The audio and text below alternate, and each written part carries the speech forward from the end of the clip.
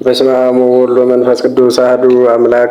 ውድ ተመልካቾቻችን፣ ቤተሰቦቻችን እግዚአብሔር እንደወደደና እንደፈቀደ ከዛሬ ጀምሮ የአባታችን የአቡነ ዘርብሩክን ገድላቸውና ታምራታቸውን በቅደም ተከተል እናቀርባለን። ስለዚህ ይህንን ታሪክ ለማወቅና ለመማር ከአባታችን ከአቡነ ዘርብሩክ ረድኤት በረከት ለመካፈል ቤቱን ፎሎ፣ ሸር እና ለቤቱ አዲስ ከሆናችሁ ሰብስክራይብ በማድረግ እንዲከታተሉን እየጋበዙ የዛሬው የአባታችን የአቡነ ዘርብሩክ የመጀመሪያ ክፍል የሆነው መቅድሙን ስለዚህ ሁላችንም ሰምተን በረከት እንድናገኝበት ጸጋ ክብር እንድናገኝበት ከአባታችን ከአቡነ ዘርብሩክ ጸጋና ክብር እግዚአብሔር አምላክ እንዲከፍለን እያልኩ ወደ ታሪካቸው ገድላቸው ገባለሁ። እግዚአብሔር በሰላም አስጀምሮ በሰላም ያስጨርሰን። ጻድቁ አቡነ ዘርብሩክ የተወለዱበት ቦታና የነበሩበት ዘመን በተመለከተ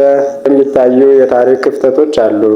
እነዚህም ክፍተቶች ደግሞ በተጠና መንገድ መጻሕፍትን በአስረጅነት አቅርቦ መሞገት ሲገባ አንዱ ወዲያ ናቸው፣ አንዱ ወደዚህ ናቸው እያለ የተለያዩ መላምትን ሲሰጡ የቆዩ እንደሆነ ታሪክ ገድላቸው ይናገራል። ሆኖም ጻድቁ አቡነ ዘርብሩክ የተወለዱበት ቦታ ይልማና ዴንሳ ምዕራብ ጎጃም ሀገረ ስብከት በይልማና ዴንሳ ወረዳ እንደሆነ መጽሐፈ ገድላቸው ይናገራል። የተወለዱበት ልዩ ቦታም ዛጌ ማርያም እንደተወለዱ ታሪካቸው ይናገራል። በዚህ አካባቢ ተወልደው ስለማደጋቸውና ስለፈጸሟቸው ድንቅ ድንቅ ታምራት ገድላቸው ላይ ብዙ ተጽፏል። በአስረጅነትም የተወሰኑ ጥቅሶችን እንመለከታለን። በገዳመ ጺማ ስለመወሰናቸውና በአካባቢው ስላለው ወንዝ የንጉሥ ከተማ በምትሆን ጺማ በምትባል ሀገር በጌታችን በኢየሱስ ክርስቶስ የሚያምኑ ቅድስት ድንግል ማርያምን የሚያከብሩ ሁሉ ጊዜ ወደ ቤተ መቅደስ የሚሄዱ ወላጆች እንደነበራቸው ታሪክ ገድላቸው ይናገራል። የእግዚአብሔር ሰው ከዚህ ዓለም በየለየቱ ነገር በሰሙ ጊዜ ወንዶችና ሴቶች ልጆች ስሙን በመጥራት ሀገር ተሰብስበው እጅግ አለቀሱ። ያም ሰው እርሱ ጺማ ከምትባል ሀገር ሄደው ከእርሱ ለመባረክ ተማከሩ። እኛም በነቢያት አንደበት ያዘዘንን ትእዛዙን ሰምተን በመቃብሩ አጠገብ አለ ታላቅ ወንዝ ወርደን ካህናቱም ዲያቆናቱም ሁላችንም ተጠመቅን። ወንዝም የተባለ ከጺማ አቡነ ዘርብሩክ በስተ ደቡብ ያለው የሽና ወንዝ ነው። የጻድቁ አቡነ ዘርብሩክ የተወለዱ ቦታቸው ጺማ መሆኑን በገድሉ ላይ ተደጋግሞ ተጠቅሷል። እግዚአብሔርን የምታመልክ ሃይማኖቷን የምትወድ ሴት የአባታችን ዘርብሩክ እህት ናት። ስሟም ማርያም እግዝእታ ይባላል። ወንድሟ በሆነ በአባቷ ስም በክረምት ወራት ሞልቶ በምትፈስ በደረቀች ጉድጓድ ውስጥ ውሃን እንደሚሞላላት ወደ እግዚአብሔር ለመነች። የጻድቁ እህትና የተፈጸመላት ታምር ተመዝግቧል። እንዲሁም ይህ የሚመለከትን የጻድቁ አቡነ ዘርብሩክ 17ኛው ክፍለ ዘመን የነበሩ መሆናቸውን ነው። ይህ ታሪክ ገድላቸው የሚያመለክተን አቡነ ዘርብሩክ በ17ኛው ምዕተ ዓመት የነበሩ መሆናቸው ነው። 482 ዓመት በዚህ ዓለም ኑረዋል ወደሚባል አስተሳሰብ ከእህታቸውም ይህን ያህል ዘመን ኖረች ወደሚል አንድምታ ሊወስደን ይችላል። ስለዚህም ስለ የምጽርሐ ማርያም ደሴት በገድሉ በታምራቱ ላይ ተደጋግሞ ተጠቅሷል።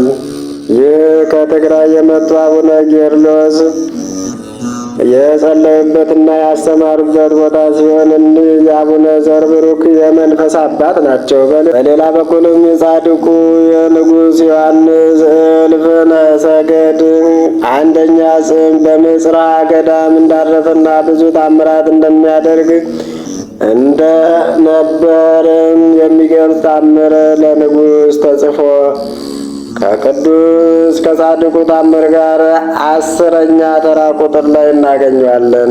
ይህ ጥናት እንደሚያመለክተው በ8ኛ ምዕተ ዓመት በተወለዱ በአቡነ ገብረ መንፈስ ቅዱስ ጋር ቀድሰዋል የሚሉም አንዳንድ መላምቶች አሉ። አቡነ ዘርብሩክ ትግራይ መሆናቸውን ማወቅ ይገባል። በሀገራችን በተለያዩ ስም የሚጠሩ በአቡነ ዘርብሩክ የሚጠሩ አቡነ ዘርብሩክ ዘትግራይ፣ አቡነ ዘርብሩክ ዘሸዋ፣ አቡነ ዘርብሩክ ዘጎጃም የሚባሉ እንዳሉም መጽሐፈ ገድላቸው ላይ ተጠቅሶ ይገኛል። ስለዚህ ጥናቶች እንደሚያመለክቱት በ8ኛው ምዕተ ዓመት ተወለዱ። ከአቡነ ገብረ መንፈስ ቅዱስም ጋር ቀድሰዋል የሚሉ አሉ።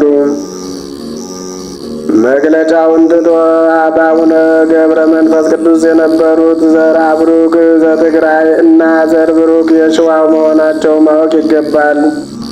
አቡነ ዘርብሩክ አጼ ዳዊት 1365 እስከ 1395 ዘመነ መንግስት ከግብፅ መጥተው በትግራይ ጠቅላላ ግዛት በሽሬ አውራጃ ሰርቋምባ በምትባል አገር እንደተጋደሉና ልዩ ልዩ ስራ ሰርተው እንዳለፉ ታሪክ ገድላቸው ይናገራል። የሸዋው አቡነ ዘርብሩክን በተመለከተ ተግባሩ በ13ኛ ምዕት ሁለተኛ አጋማሽና በ14ኛ ምዕት መጀመሪያ የኖረ መነኩሴን የነበሩ አባት እንደሆኑ ታሪካቸው ይናገራል።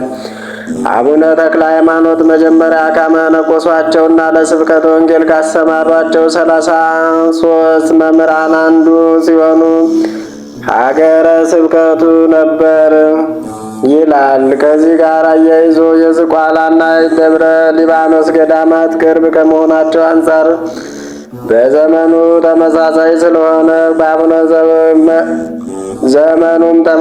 ስለሆነ በአቡነ ገብረ መንፈስ ቅዱስ ሞት ጊዜ የተገኘው የሸዋው አቡነ ዘርብሩክ እንደሆነ ግምት አስቀምጧል።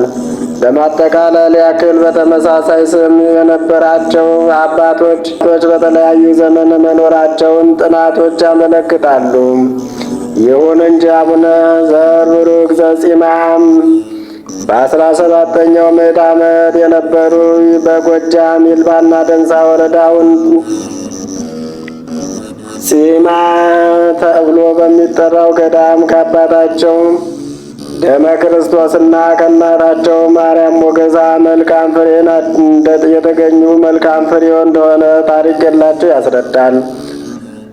እኒህ ጻድቅ አባት ያስተማሯቸው፣ የጸለዩባቸው፣ ከፈጣሪያቸው የተሰጣቸው ድንቅ ድንቅ ታምራትን ያደረጉባቸው አካባቢዎችና ቦታዎች የሚከተሉት ናቸው።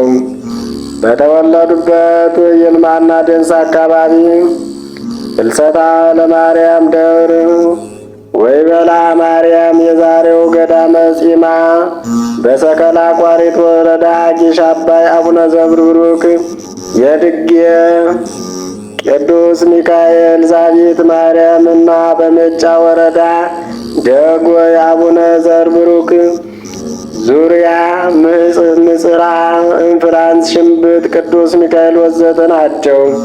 ይህ እንዲህ የተጻፈላቸው ገድላቸው በ17ኛው ምዕት ዓመት የነበሩ የጎጃሙ ጻድቅ አቡነ ዘርብሩክ መሆናቸውን ልንገነዘብ ይገባል። እግዚአብሔር አምላክ ከጻድቁ ከአቡነ ዘርብሩክ ረድኤትን፣ ጸጋን፣ ክብርን ያድለን። ውድ ተመልካቾቻችን ይህንንና ተመሳሳይ ታሪኮችን ለመማር ለማወቅ ቤቱን ሸር፣ ላይክ፣ ኮሜንት መስጫው ላይ የአቡነ ዘርብሩክ ረድኤት፣ ጸጋ፣ ክብር ይደርብን እያላችሁ መጻፍን አትርሱ። ለቤቱም አዲስ ከሆናችሁ ሳብስክራይብ ማድረግን አይረሳ። በቀጣይ ባታችን በአቡነ ዘርብሩክ መቅድም ላይ እስከምንገናኝ ድረስ ሰላም እግዚአብሔር ከሁላችን ጋር ይኑር። እግዚአብሔር አምላክ ሀገራችንን ኢትዮጵያን ከመከራ ሁሉ ይጠብቅልን። እኛንም ሃይማኖታችን ጸንተን ተስፋ የምናደርጋት መንግሥተ ሰማያትን እንድንወርስ የእርሱ መልካም ፍቃድ ይሁንልን ለዘላለሙ አሜን።